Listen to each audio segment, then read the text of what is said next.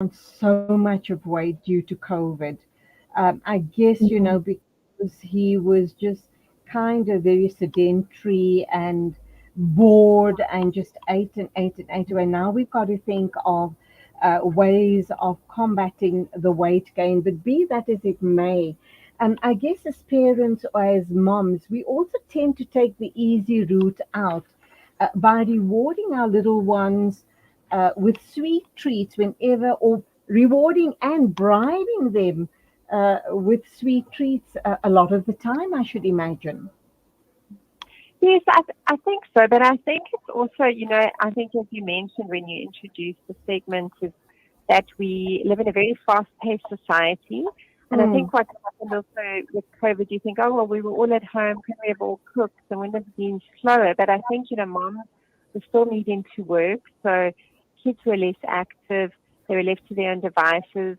And we do tend to, moms are super busy. We always have the right thing in our mind that we want to do, but we kind of need to do it quickly and, like you say, more like whatever will keep the peace sometimes at the mm, detriment sometimes of our mm, child. mm, And we do need stuff to get done quickly and instantly.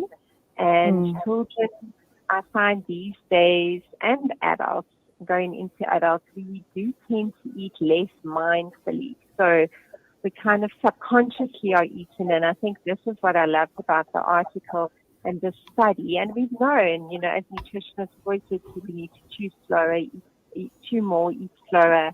And that's important, chew your crust 23 times was kind of the old adage that we use. But it's really what we're saying, and what the article's actually alluding to is it's mindful eating. It's actually being mm, conscious of every mouthful, of every chewing, of every food process, because we don't listen to what our bodies are saying. And we having food that's almost pre-digested, pre-made. We don't eat a lot of as much fresh fruits and vegetables as what we used to do.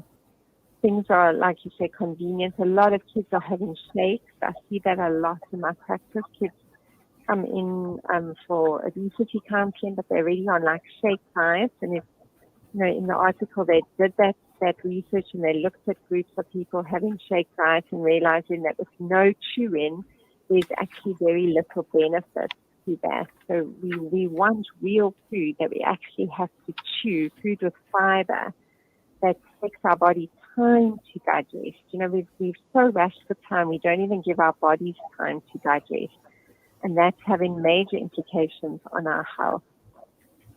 And I like what you say. You talk about mindful eating.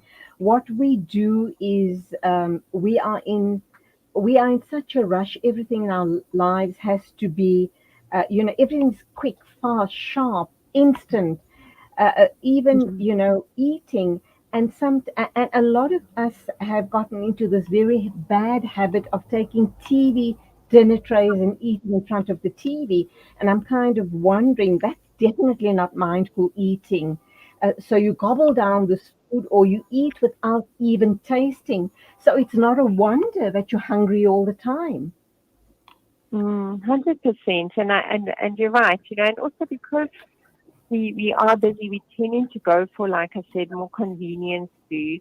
And there's something very special when the kids and the family and yourself, you smells of in the cooking process in your home.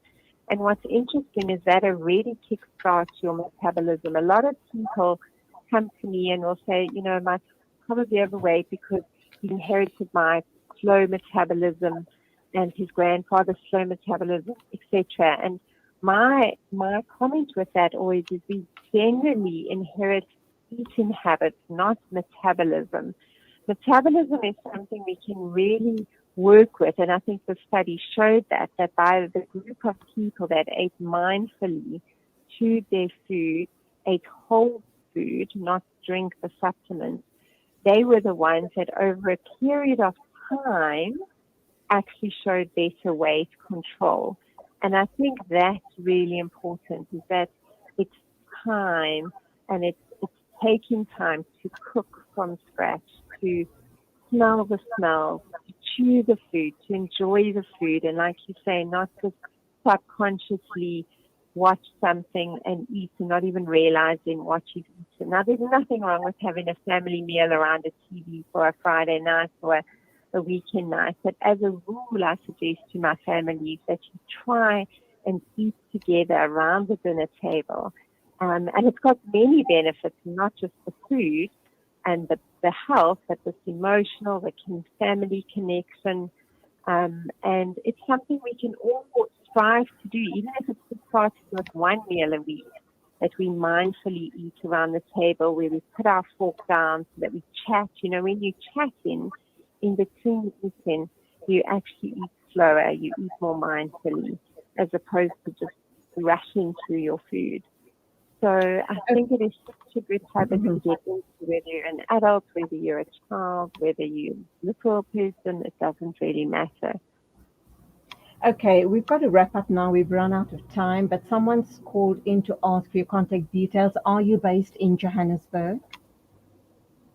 So I'm actually in Cape Town, but I do Oh, Zoom myself all over the place. okay.